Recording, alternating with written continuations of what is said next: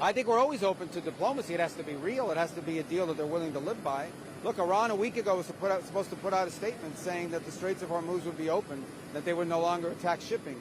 And instead of doing that, they attacked 3 ships. I think that was last Friday or Saturday. So, I mean, their behavior has to change in order for ours to change. Well, they're not complying with it.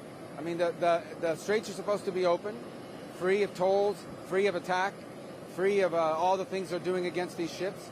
So you can't have an MOU that's alive if they're violating the terms of it. What I will say is that the United States always remains open to a diplomatic solution. We've tried multiple times with Iran, and we'll continue to try. If that door opens, we'll be happy to see it open. But and they continue to send signals that they want to talk, that they want to negotiate, but their behavior is what we're responding to. And their behavior is they're launching missiles and drones against ships, including tonight.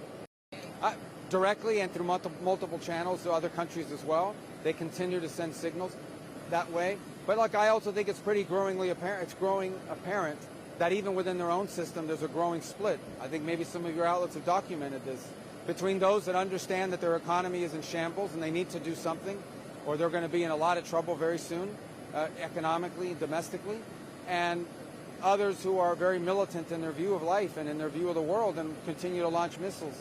So they'll have to work out that split internally. We're going to continue to respond. If the door opens to diplomacy, if the guys that want to do something productive for Iran win and take control of that system or take control of the negotiations, that'll be a very positive development. That's not where we are tonight, unfortunately. Very positive this morning. You know, I think, as I said, the future of Lebanon, the best thing that could happen for Lebanon is to have a government, a legitimate government, his government, that controls the country.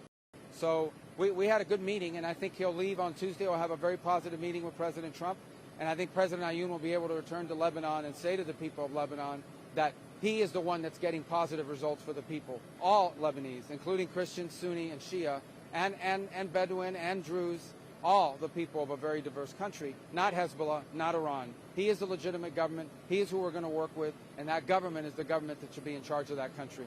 We anticipate that the trip is happening in September. They've continued to send over their teams to prepare for it. I've heard nothing otherwise. I have no reason to believe that they won't be coming. It's important. There will always be, when you have 2 big, powerful countries like the United States and China, there are always going to be irritants. There are always going to be things we don't agree on.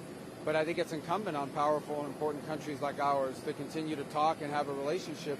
We owe it to each other and to our people and to the world.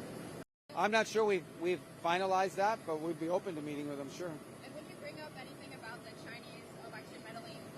Well, I would never tell you guys in a press conference what we would raise in meetings like that. Those are delicate matters. I mean, we'll see how the meeting goes. You know, we'll talk about things that are important for certain.